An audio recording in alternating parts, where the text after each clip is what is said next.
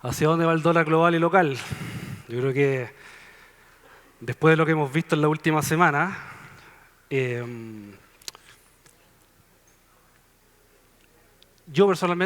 mí personalmente me excita, como decía Cerati, me excita saber hasta dónde va a llegar.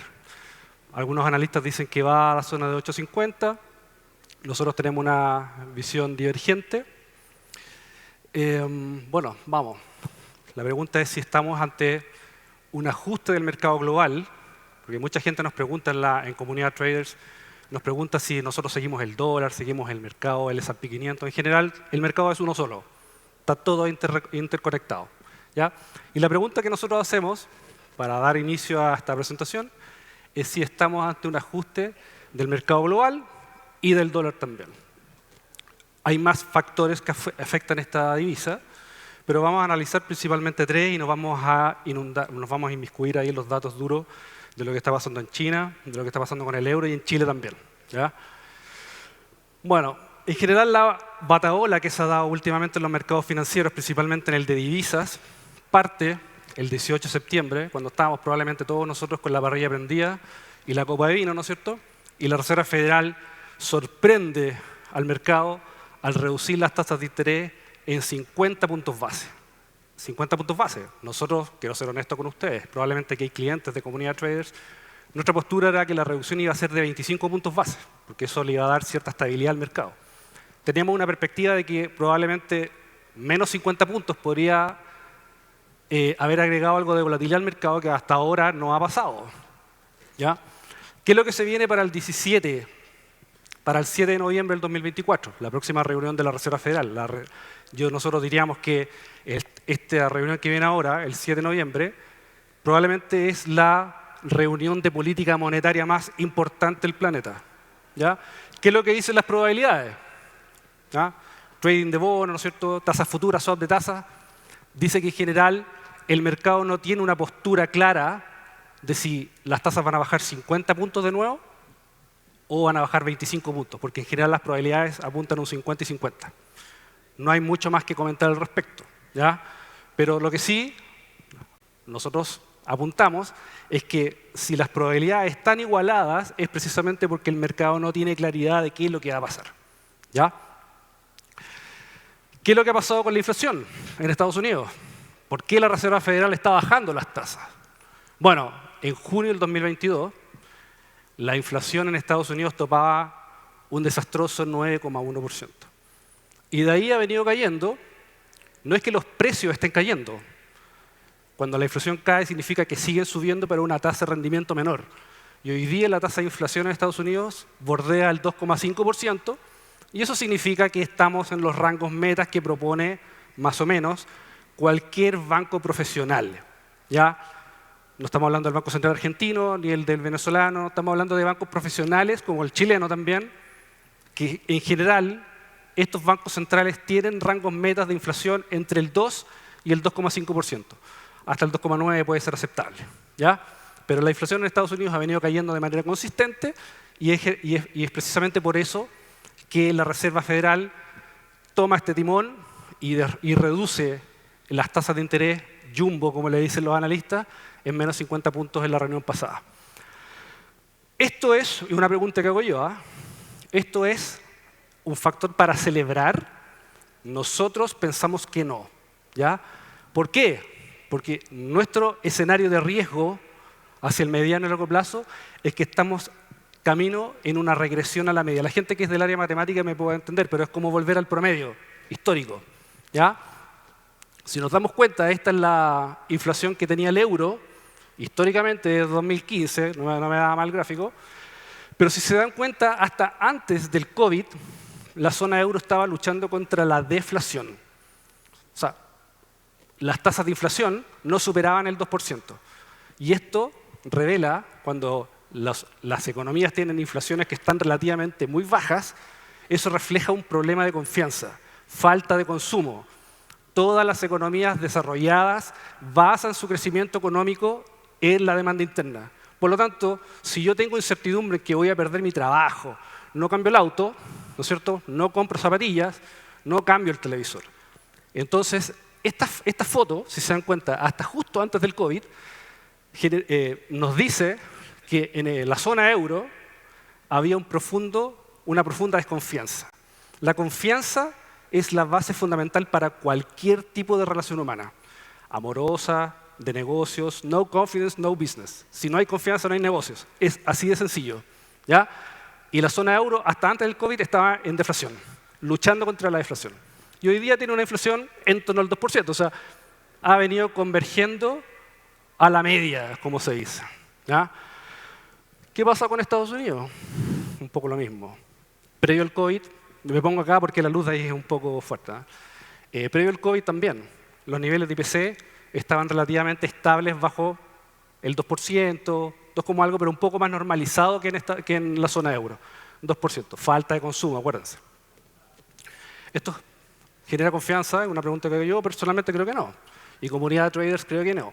Y esta foto, que es la tasa a la que el Banco Central Europeo, esta es la tasa que el Banco Central Europeo le cobraba a los bancos comerciales por depositar su plata en el Banco Central Europeo. Y era negativa. ¿Se dan cuenta? O sea, el Banco Central Europeo durante la fecha de cuando tuvimos deflación en Europa, bajó las tasas de interés al 0%. El Banco Central de Suecia las tuvo en negativo. ¿Para qué? Para obligar a los bancos comerciales a transmitir la política monetaria a las empresas y a las familias. ¿Pero qué hacían los bancos comerciales? Se endeudaban con el Banco Central Europeo y volvían a depositar la plata en el mismo Banco Central Europeo. Entonces, el Banco Central Europeo, para decir, oye, yo le estoy financiando a tasa cero, vayan y préstenle plata a las familias y a las empresas. Pero los bancos comerciales sentían que había tanto riesgo implícito en prestar ese dinero y que ese dinero no fuera revuelto, que volvían a depositar la plata en el Banco Central Europeo. Entonces, el Banco Central Europeo los penalizó con una tasa negativa del 0,5%. Era una penalización. ¿Qué es lo que hizo la banca? Bueno, no depositó la tasa, no depositó sus fondos en el Banco Central Europeo y fue a comprar bonos alemanes, dispararon los bonos, los precios de los bonos alemanes y las tasas de los bonos alemanes, no sé si se acuerdan, hace un par de años estaban en terreno negativo. ¿Qué significa una tasa de bono negativo? Es que cuando una tasa de interés negativa significa que si yo presto o solicito a un banco 1 millón de pesos, al vencimiento del periodo, cuando ya terminé de pagar mi crédito, voy a pagar menos de 1 millón de pesos. Eso, en términos generales, eso significa una tasa de interés negativo. Y esta foto resume muy bien la falta de confianza que había en la economía europea en ese tiempo. ¿Ya? Falta de confianza, no confidence, no business. Vamos a China, un gigante que está en apuro. No sé si han visto lo que ha pasado con China últimamente. ¿No es cierto? Estímulos millonarios a su economía durante la semana que recién pasó, o esta semana que estamos en curso.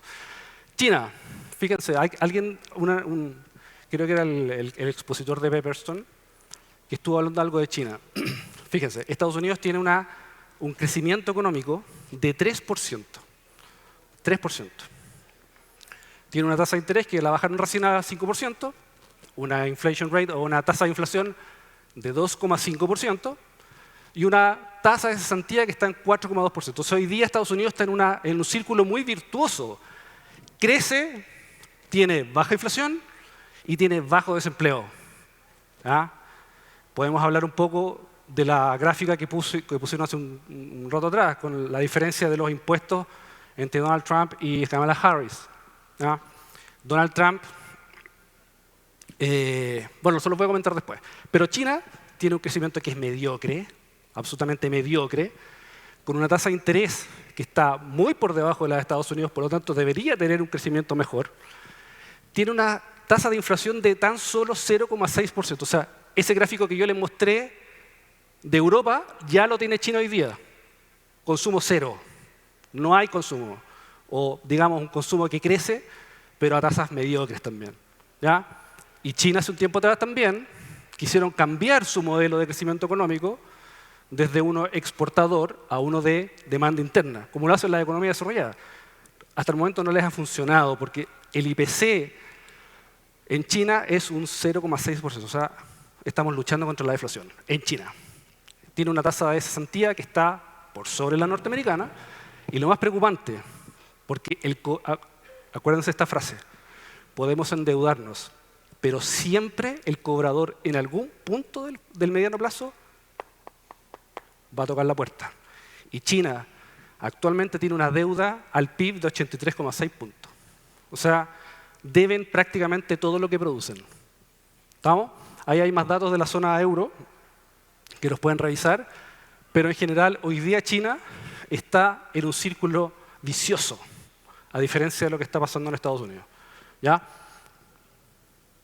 Aquí yo puse la inflación china antes del 2020, y lo que me llamó la atención de esta foto es que incluso en la época COVID, cuando Estados Unidos y Europa tenían inflaciones de 9, 10%, China no superaba el 5%. O sea, esto no es un problema de ahora. Esto es un problema que se viene arrastrando hace bastante tiempo. ¿Ya? El dólar yuan persiste hace varios años en $7. Si el dólar yuan se disparara, ¿cierto? El dólar versus el yuan, si el dólar en China se disparara, sería una catástrofe, ¿no es cierto? ¿Cómo lo han impedido? ¿Cómo el Banco Central de China o el Banco Popular de China lo ha impedido? Bueno, quemando gran parte de sus reservas internacionales. Hoy día tenemos las mismas reservas que más o menos el 2016. O sea, para frenar esa presión alcista que hay en el tipo de cambio en China, el Banco Central sale al mercado y vende reservas. Hay que decir que esas reservas, los dólares, no se imprimen en China. Los dólares se imprimen en el Tesoro norteamericano. ¿Ya? Por lo tanto, intervenir en el mercado de divisas es una intervención que es finita. Las reservas de China, de dólar, en todo el mundo, en el Banco Central de Chile también, no son reservas infinitas. ¿Por qué? Porque el dólar norteamericano se imprime en Estados Unidos. ¿Ya? Hay que tenerlo en cuenta eso.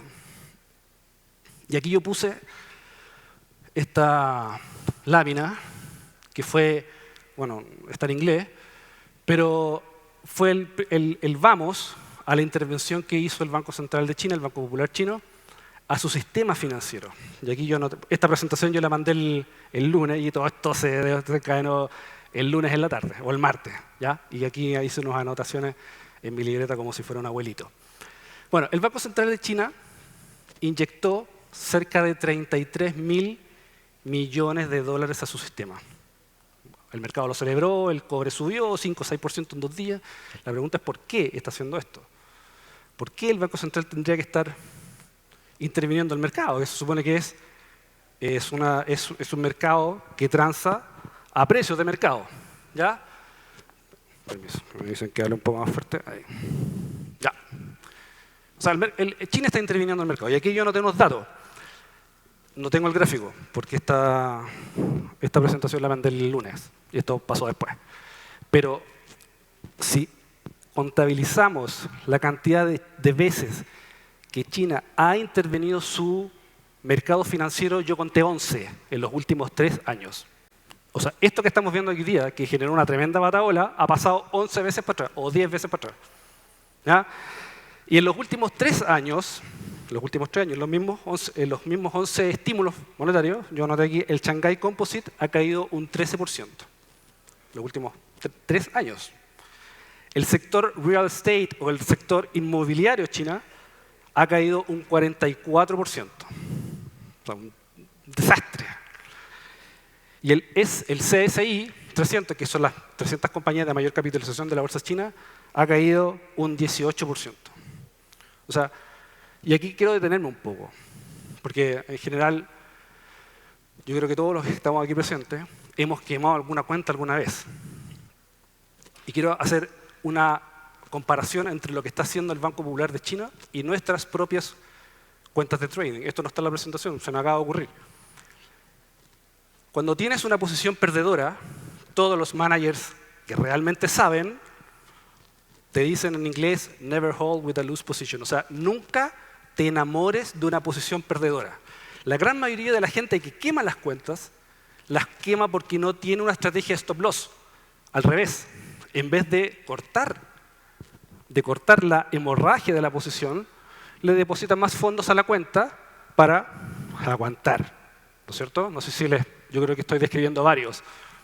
Perdemos y en vez de cerrar la posición y cerrar la hemorragia, Le metemos más plata a la cuenta para aguantar más, porque yo ni loco voy a hacer la pérdida. Yo no voy a hacer la pérdida.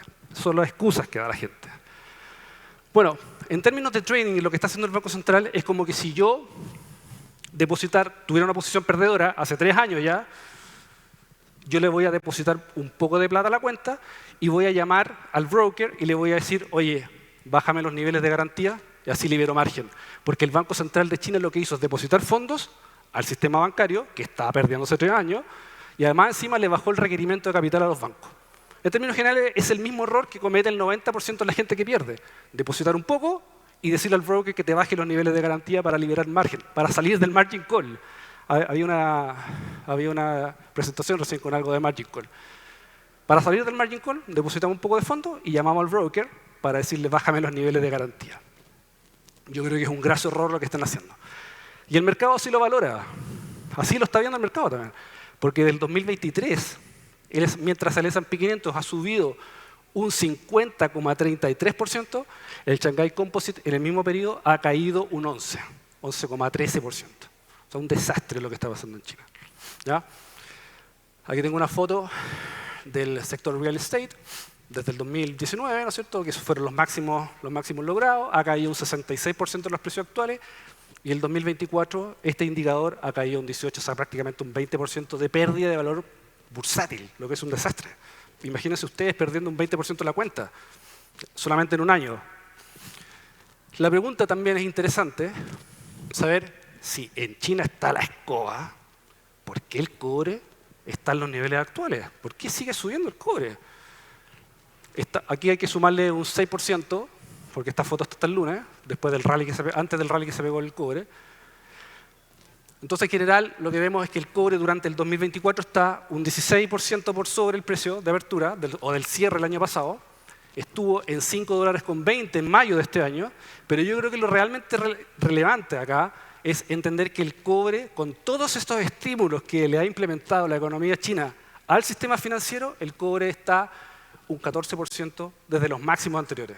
Yo creo que ese es el dato realmente relevante. El cobre está arriba, exacto, pero ha tenido una corrección profunda. Y ha tenido una corrección profunda con el Banco Central de China interviniendo en el mercado. Si eso es como seguir con fiebre cuando ya tenéis un cóctel de medicamentos en el cuerpo. ¿Ya? Entonces vamos aterrizando el análisis. El dólar. ¿Qué pasa con el dólar? Vamos a verlo entonces de lo general a lo particular. Siempre en los análisis general, nosotros en Comunidad Traders planteamos siempre lo mismo. Siempre tratamos de ver el mercado global desde lo general a lo particular. ¿Ya? No podemos ir al revés. Yo encuentro que es un poco, no sé, irrisorio ir al revés. La composición del dólar, la canasta del dólar, está compuesta por una cesta de divisas, majors que se le llaman. Prácticamente el 60% de esta composición es el euro. El yen japonés lo voy a dejar afuera, que es el 13,6% del análisis, porque a nivel global yo creo que el único banco central que está tratando de subir las tasas de interés es el Banco Central de Japón. ¿Ya? El resto del planeta están todos tratando de bajarlas. La libra esterlina tiene un 12% de ponderación al dólar, el dólar canadiense un 9%, y entre la corona sueca y el franco suizo tiene un 8,8%. Entonces, en general, entre el euro y todas las divisas europeas, más la canadiense, todas estas divisas tienen prácticamente un 86% de ponderación al dólar. ¿Ya? Acuérdense los datos, 86% de ponderación al dólar. ¿Qué vemos? De nuevo, si es que pudiéramos verlo desde arriba, vemos que Estados Unidos crece al 3%. No hay ni una economía desarrollada en el planeta que crezca al 3%, ni una. ¿Ya? Tiene un interés bajando un 5%, o sea, Estados Unidos, insisto en el punto, Estados Unidos crece con una tasa alta y crece con una tasa alta y tiene un desempleo bajo. ¿Ya? Si vamos a la zona euro, estamos en recesión, o sea, un crecimiento del 0,2% ni siquiera compensa el crecimiento de la población. Hay que ser claros en el análisis. Tiene una tasa de interés que está por debajo de la de Estados Unidos, por lo tanto ellos deberían crecer más que Estados Unidos. Tiene una inflación en o sea, ya estamos aquí, Europa ya está en la regresión a la media, en lo que estaba pasando antes del COVID. ¿Ya? Problema de confianza, problema de consumo. Tiene un desempleo de 0, ¿cómo se? No sé cómo, ahí sí. Se mueve, tiene como delay el movimiento. tiene un desempleo de 0,6%, muy por sobre el desempleo que se ve en Estados Unidos. Y si se fijan, todas las economías del euro están todas literalmente en mucho problema, porque además están sentadas en un cerro de deuda. Por ejemplo, Italia tiene un 137% de deuda del PIB, España un 107%, Francia, que es el tercer, o sea, el euro tiene tres pilares, pues Alemania, que está endeudada en un 63%, que es relativamente normal para una economía desarrollada, pero si vamos al segundo pilar del euro, que es Francia, un 111%, Italia un 137%, prácticamente un 140% del PIB, y España un 107% del PIB. O sea, literalmente estos cuatro países, que son los pilares del euro, están literalmente sentados en un cerro de deuda con alto desempleo, con bajo crecimiento y bajo consumo porque no tienen inflación. ¿Se dan cuenta? O sea, si hay alguien en este escenario que necesita bajar las tasas de interés, no es Estados Unidos. Son todas las economías del euro. Y si nos fijamos en Canadá, exactamente igual. El Reino Unido, exactamente igual. Todos con el mismo problema. Es como curioso, ¿no es cierto? Todos con el mismo problema. Entonces, si hay alguien, insisto en el punto, si hay alguien que está realmente desesperado por bajar las tasas, son los europeos, los canadienses y los ingleses. Y todas estas economías tienen una ponderación alta al dólar. Por lo tanto, si todas estas personas o todos estos bancos centrales que ya vieron a la Reserva Federal bajar las tasas en 50 puntos, ¿qué creen que va a pasar con estos bancos centrales? Van a bajar de manera muy agresiva también sus tasas de interés porque lo necesitan. Necesitan bajar sus tasas de interés. Y si el Banco Central Europeo baja la tasa de interés, acuérdense esta frase, para no ir a la explicación matemática. Siempre hay una correlación alta entre la tasa de interés de un país y la divisa de ese país. O sea, si el Banco Central Europeo baja la tasa de interés, lo que debería bajar es el euro. Y el euro tiene un 60% de ponderación al dólar. Entonces, si después la baja el Banco Central de Canadá, lo mismo, un 9% de ponderación al dólar. Si la baja después el Banco Central de Inglaterra, lo mismo. Entonces, como el planeta está observando que la Reserva Federal está como con luz verde de bajar las tasas de interés, probablemente el planeta completo también va a hacer lo mismo. Entonces, ¿qué es lo que deberíamos ver nosotros? Es un efecto compensatorio en la volatilidad del dólar a nivel global. Entonces, aquí yo puse un gráfico y el dólar, si se dan cuenta, más o menos desde el 2022, que están los niveles actuales. O sea, los números respaldan un poco lo que yo estoy diciendo, porque al final uno puede decir muchas cosas, pero si los resultados no te respaldan, es un poco contradictorio estar parado aquí arriba. Entonces, ¿qué es lo que queremos nosotros? ¿Qué es lo que esperamos nosotros? Que nosotros, en general, comunidad de traders, no somos comentaristas de la bolsa. ¿Ya? Eso quiero dejarlo súper claro. Nosotros somos actores. No entramos a opinar de lo que está pasando en el mercado. Analizamos, revisamos datos y actuamos. No es que nosotros estemos opinando, nosotros no somos analistas. Por lo tanto, ¿qué es lo que esperamos nosotros? Es que el dólar a nivel global se mantenga en el rango actual. Porque probablemente China también va a empezar a bajar las tasas de interés y el dólar como concepto de refugio es una moneda muy atractiva si es que efectivamente China entra en un concepto de volatilidad. Entonces, probablemente el dólar a nivel global se va a mantener dentro de su rango y no va a colapsar, como dicen los expertos, que la Reserva Federal va a bajar los 50 puntos y 50 puntos más después. ¿Ya? Porque el planeta completo también va a bajar las tasas de interés y eso va a generar un efecto compensatorio en la divisa a nivel global. ¿Qué pasa con Chile? Yo creo que uno abre las puertas de la casa, ve un poco las noticias y yo creo que la gran mayoría de nosotros tenemos me cuesta decirlo, pero una visión negativa de lo que está pasando en el país. Desde el punto de vista de seguridad, ¿no es cierto? Desde el punto de vista fiscal, desde el punto de vista de métricas económicas, Chile no lo está haciendo bien. Hay que ser claros en el análisis, porque cuando nosotros tomamos decisiones en base a emociones, cometemos errores. Las decisiones de trading o de inversiones hay que tomarlas en base a datos duros. No lo que yo creo, no lo que piensa el compadre Moncho ni el tío Lucho, no. Eso está fuera del radar.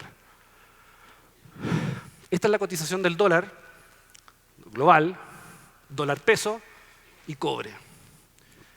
Nosotros creemos, y así nos respaldan los datos, que el problema de la volatilidad del tipo de cambio en Chile es un problema interno. No es un problema que viene determinado por tangente de lo que está pasando afuera. Pero si revisamos desde el punto de vista de los datos, anualmente los futuros del dólar index, que el que está en lateral, han caído un 0,6%. O sea, claro. Sin embargo, con el dólar global cayendo, el dólar peso chileno, ahora está un poco más bajo porque se cayó durante la semana, pero está un 3% por sobre los cierres del 2023. Y el cobre está un 6% por sobre este precio, o sea, hasta ahora un 17% arriba. O sea, esa correlación que habitualmente hay entre el dólar que sube y el cobre que cae, o al revés, o el cobre que sube y el dólar que cae, en Chile no se da. Porque si revisamos los últimos 3 años, los futuros del dólar a nivel global ha subido un 8%, el dólar peso subió un 18%, con el cobre relativamente estable en torno al 2%. O sea, estos datos nos reflejan que el problema de la volatilidad del mercado interno de divisas chileno es interno. No tiene nada que ver aquí lo que está pasando afuera. Como dicen, no, que los políticos son muy buenos para decir culparnos a todos menos a nosotros. ¿Ya? El problema de la volatilidad del tipo de cambio en Chile es chileno. ¿Por qué? Aquí, bueno, vamos a entrar en temas un poco polémicos. Pero esa curva que ustedes ven ahí, el 2001, Chile tenía una tasa de impuestos corporativo que pagaban las empresas de, ¿cuánto es? 15%.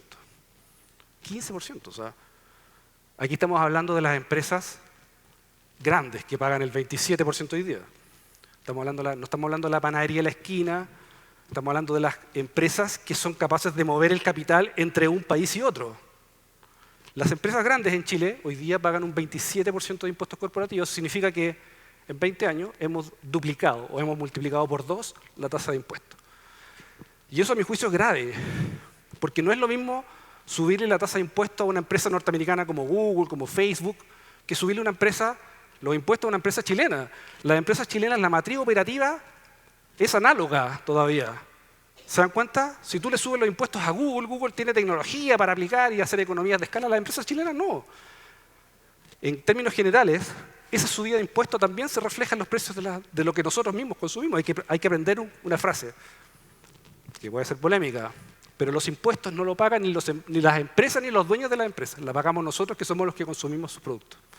Los impuestos, así como Bart Simpson en la pizarra, los impuestos no la pagan las empresas. Los impuestos la pagamos nosotros, que somos los que consumimos los productos. Esos son los impuestos en Chile, multiplicados por 2 las últimas 2 décadas. ¿Qué está haciendo Estados Unidos? Los llevó del 35% al 21%.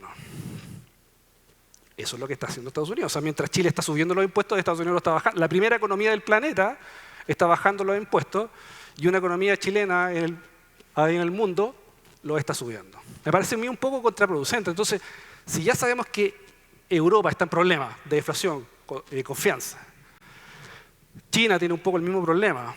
Si yo estuviera mirando desde la luna, ¿ya? Porque decimos, ¿dónde voy a invertir? En China, cuesta invertir en China. Vamos a invertir, no sé, a Europa, economía desarrollada, ¿no es cierto?, estado de bienestar. Pero esto está loli también. Entonces, si yo pudiera ver el problema desde la luna, haría las siguientes preguntas. Diría, ¿dónde voy a invertir yo mi dinero? ¿En la economía norteamericana que crece al 3% o en la economía chilena que decrece al 0,6%, que está en recesión? ¿Dónde voy a invertir? ¿En una economía donde yo me endeudo al 5%, o en una economía que yo voy y me endeudo al 5,5%? ¿Dónde voy a invertir? ¿En una economía que tiene una inflación de 2,5% o una que tiene el 5%?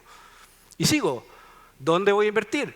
¿En una economía donde la tasa de cesantía es un 4% o en una economía donde la tasa de cesantía es un 9%? Y eso sucesivamente. Y podría decir, oye, la economía norteamericana tiene 335 millones de habitantes, la chilena 20. ¿Dónde ponemos nuestras fichas? Es lo que los analistas, entre comillas, le dicen el asset allocation. Alocación de activos. Porque en términos generales, y esto apréndanselo bien, hay 2 factores que mueven el dinero entre un país y otro. Hay que hacerse la pregunta, ¿por qué el dinero sale, por ejemplo, de Venezuela y viene a Chile? ¿Por qué el dinero sale de Bolivia y viene a Chile? ¿Por qué sale de Chile y se va a Estados Unidos? ¿Por qué el dinero sale de Alemania y se va a Inglaterra? Esas son las preguntas que hay que hacerse. Bueno, probablemente todo eso está explicado por este tipo de gráficos. Datos. ¿Se dan cuenta? Entonces, ¿dónde invertimos nuestro dinero? Yo creo que ustedes vieron hace tiempo atrás, cuando fue el ministro Marcel a buscar inversiones a Estados Unidos, y hay un video en YouTube que le tiembla la pera, probablemente los inversionistas le dijeron esto. No muy sencillo. Oye, ¿por qué voy a ir a invertir a Chile? Sí, muy rica los mariscos, la cordillera muy linda, las mujeres muy estupendas, pero ¿por qué tendría que ir a pagar a una economía del tercer mundo 27% de impuestos si aquí en Estados Unidos pago el 21%? Me quedo en Estados Unidos. Esto fue lo que le dijeron los inversionistas ya al ministro Marcel. ¿Ya? Seguimos datos. Eso que parece un cohete en el primer gráfico es la deuda chilena. La deuda chilena el año 2007 era un 3,9% del PIB. Hoy día es prácticamente un 50%. O sea, literalmente un cohete. O sea, cuando nos vendieron la pomada, por decirlo así, de que había que tener una forma tributaria el 2014 para recaudar más, pasó lo contrario. Porque si yo recaudo más, no tengo para qué endeudarme. No hay necesidad de deuda si yo estoy recaudando más. Y si se dan cuenta, el 2014, acá, parte la debacle del déficit fiscal. ¿Qué es lo que es el déficit fiscal? Así para aplicarlo súper rápido, es la diferencia entre lo que le ingresa al Estado versus lo que gasta. Déficit fiscal. ¿Ya? Hoy día tenemos un déficit fiscal de 2,5% del PIB, estuvimos menos 8%. Un déficit de menos 8 es un desastre. Por donde lo mires es un desastre. O sea, tenemos una economía chilena que tiene los impuestos más altos, que es la primera economía del mundo, tenemos una deuda absolutamente disparada y un déficit fiscal absolutamente disparado. Súper bien. Vamos súper bien. El tipo de cambio. Mucha gente dice, oye, si lo que pasa es que si el dólar se va arriba, se dispara, es que el Banco Central sale a defendernos. Bueno, estas son las reservas del Banco Central. Tiene 45.000 millones, 46.000 millones, están un 17% por sobre octubre del 2019, eso que dicen estallido social, pero está un 17% en menos. O sea, las reservas han caído un 17% del top que vimos a final del 2021. O sea, hoy día, efectivamente, el Banco Central de Chile tiene artillería, pero vuelvo al concepto que vimos recién. La artillería chilena de las reservas del Banco Central no son infinitas. ¿Por qué? Porque los dólares no se imprimen en Chile. Hay que traerlos para que el Banco Central los pueda comprar y dejarlos en reserva. Pero el Banco Central no imprime dólares chilenos, o sea, dólares norteamericanos. El Banco Central imprime, o sea, aquí en Chile se imprimen pesos chilenos. Y esos pesos no sirven de mucho en Estados Unidos. ¿Se dan cuenta? El Banco Central. Así como todo el planeta está tratando de bajar las tasas de interés, bueno, el Banco Central de Chile está esperando lo mismo. Ahí yo puse una foto de alguien que encontré, que es Álvaro Sangüesa, un economista bastante reconocido en Chile. Y efectivamente hay espacio para que el Banco Central de Chile baje las tasas de interés. Si el Banco Central de Chile baja las tasas de interés, ¿qué es lo que debería bajar? Nosotros dijimos recién, hay una correlación positiva, no siempre, pero generalmente sí ocurre, que cuando el Banco Central baja la tasa de interés, baja la divisa de ese país. Por lo tanto, si baja el peso, debería, entre comillas, subir el dólar. ¿No es cierto? Una pregunta clave. Posada aquí está diciendo que está la escoba en el planeta, pero el dólar ha venido bajando. ¿No es cierto? Es como una... ¿Por qué no sube entonces? Entonces hay varias cosas que hay que analizar ahí. Primero el cobre, ¿ah? Que está en una tormenta, porque China le está metiendo esteroides. ¿Ya? El cobre ha subido, insisto, 17% en el año y eso ha generado que la presión compradora del dólar sea menos. O sea, hay una fuerza compradora del dólar que está muy viva, que el cobre no la ha hecho tan fuerte, pero sigue viva. ¿Ya? Las clasificadoras de riesgo. Sáquenle una foto a este pantallazo, porque probablemente en 5 años más y de aquí al futuro nunca más vamos a ver tantas A clasificando nuestra deuda. Sáquenle una foto a esto. Va a ser historia luego. ¿Ya? Como opinión personal, estas clasificadoras de riesgo son las mismas que clasificaban como prime hipotecas subprime un mes antes del estallido de la crisis hipotecaria en Estados Unidos. O sea, yo soy bastante crítico de lo que está pasando con ellos. Y creo que han sido demasiado benevolentes con la deuda chilena, que ya está en un 50%, prácticamente en un 50% a las puertas, el 50%. ¿Ya? Otro factor que es importante tener en cuenta es que puede ser que el mercado esté anticipando un giro a la derecha en las próximas elecciones.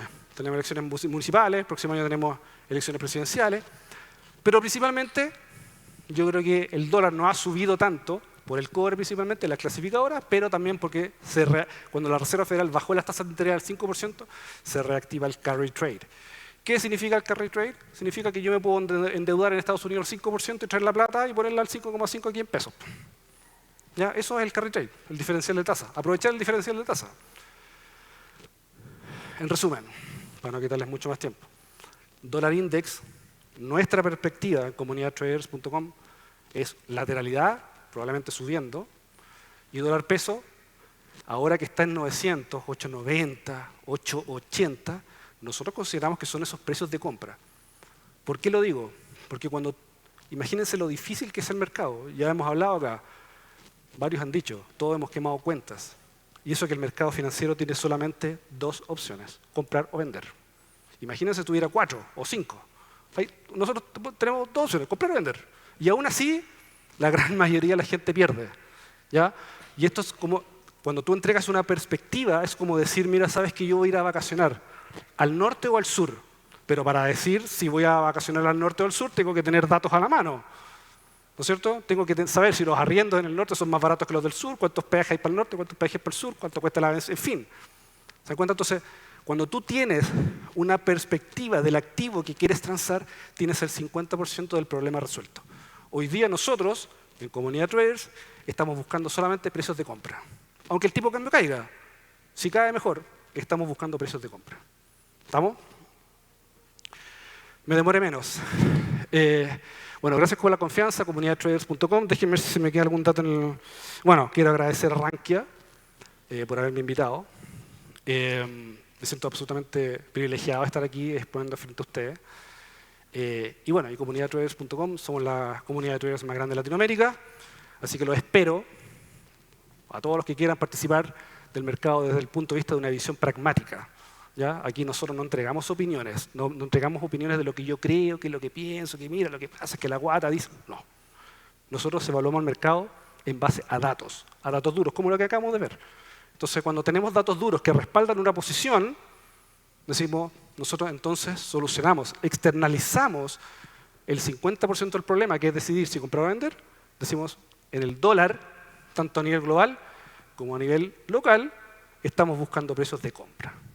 ¿Estamos? No sé si tienen alguna duda. De repente son cosas que son un poco complicadas, pero siéntanse con la libertad de preguntar lo que necesiten. De repente los gráficos un poco desafían lo que escuchamos habitualmente en la noticia, ¿no es cierto? Que necesitamos reformas tributarias para recaudar más y todas esas tonterías que escuchamos ahí. Así que, bueno, desde el punto de vista de los datos, los invito a hacer la pregunta que estimen conveniente.